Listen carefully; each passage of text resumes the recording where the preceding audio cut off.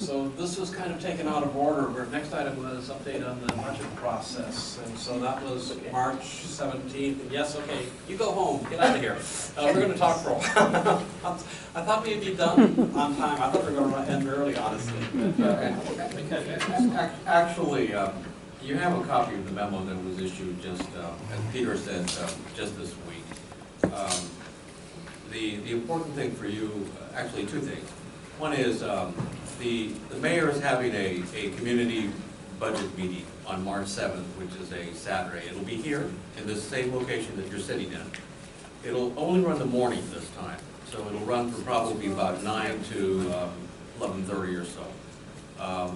Breakfast will be provided, and they're looking for one representative from each of the neighborhood groups that's registered with the city. Observers are welcome. I'm part of the team that's putting this together, so we did the mail out today. So you should be receiving notifications shortly, either as a neighborhood group or as a neighborhood's commissioner. So this is something that is a prelude to the mayor wanting to reinvent this whole budget process for community involvement. But stay tuned for that to happen probably a year from now. So this year, it's really to get input from you around the priorities for the budget. It's going to be a fairly simple exercise. I don't know what it looks like yet, but this is all going to happen within about 3 weeks or so. So please attend, and as commissioners, you'll have a place at the table. I'm not sure what the roles are or anything yet. I'll keep you posted on that. The second thing is that the outline of the dates really is key to the commission needing to do something, which is to form a subcommittee on the budget.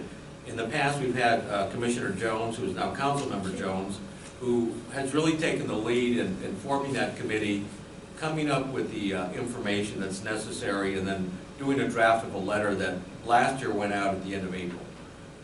We're 2 months away from that. So part of what your 4 items that you're responsible for is giving the mayor and the council some kind of direction on how they ought to deal with the budget. So just keep that in the back of your mind, that this needs to happen. And I'll itemize this as a short item on the March agenda, but be thinking about who wants to be on that committee, and also be thinking about who will want to do a draft of that letter in whatever way, shape, or form. You're going to be doing that. I have copies of the previous drafts. It'll be helpful for you to kind of go to the meeting on March 7th so you have a snapshot of what the mayor is thinking about. And then also understand that he's having his State of the City address on March 14th at Independence High School. So if you haven't RSVP'd for that, you ought to do that too, because that's a second glimpse at what his priorities are going to be. And you've heard about education and other things, but really you need to get a better sense as the mayor starts unfolding his vision as to what the budget's going to look like. So that's my report. Do you know if he's going to have in each council district like he's done in the, like it was done in the past? I do not know that. As you can tell, we're late behind where the mayor Reed would have had it before. It's still evolving. I have no idea if they're going to do the individual council meetings. I'm assuming that since he hasn't really broken with tradition, and he's going to have some kind of a meeting on March 7th, that there will probably be a desire by council members to do something in their communities around the budget, but stay tuned because that hasn't been finalized yet. Because each of us can have our own meetings on our own too. I mean, after watching how we just often rent a library, we can rent a library and hold our own meetings. So in District 6, we were planning on having one just to get together on our own and figure out our own. And that's, I think, part of the discussion that would have happened this evening, but probably needs to happen at the March meeting in some small shape or form. It's going to be a full March meeting. I know, but you're in the middle of budget season. Yep.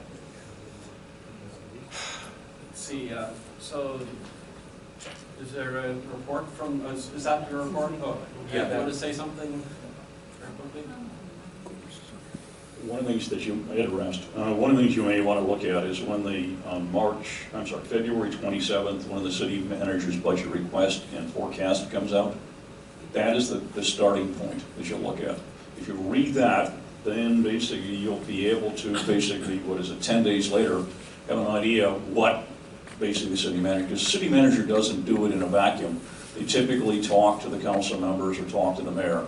And so they've got some idea what's going to happen. In other words, it's not a big surprise. And so therefore, you'll have an idea where the neighborhood stuff is. The other thing is, if you think about it, one of the comments that the commission may want to do is, in the past, when we started it, initially the budget session when the neighborhood was kind of an open, what are your priorities?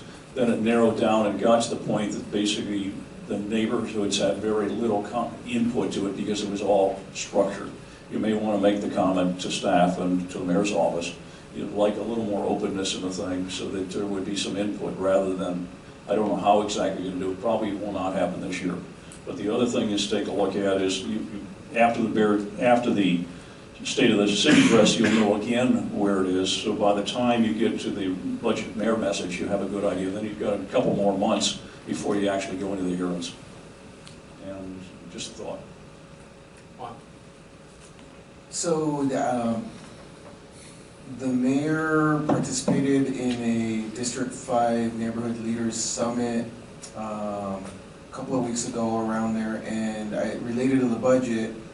What he said on that date, when I asked him about CAP grants, community action and pride grants for fiscal year 16, I asked him if he thought it would be helpful for the community to encourage the funding of them, and his response was that he intends to include funding for CAP grants in his budget message. And so to me the answer was no need to do it. He understands the value and it will be in his budget message.